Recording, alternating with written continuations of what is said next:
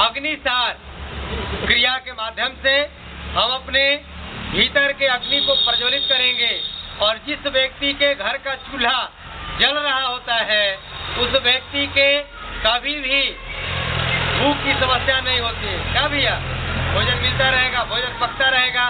उसी प्रकार भोजन इसमें डाल लिया और जिस व्यक्ति का ये अग्नि शांत पड़ जाए उसको कभी भी गैस कब्ज की समस्याओं से मुक्ति नहीं मिल सकती है और वो व्यक्ति पेट पकड़ के घूमता रहे। क्या करिए भैया, गैस धैले बा।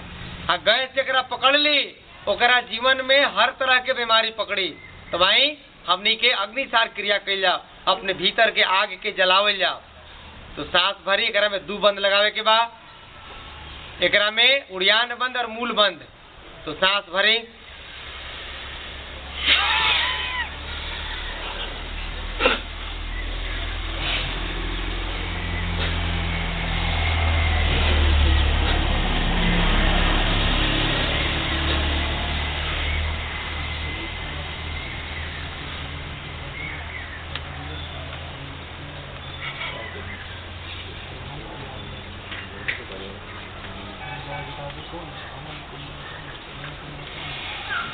एक बार और करिए। नहीं हो रहा है ना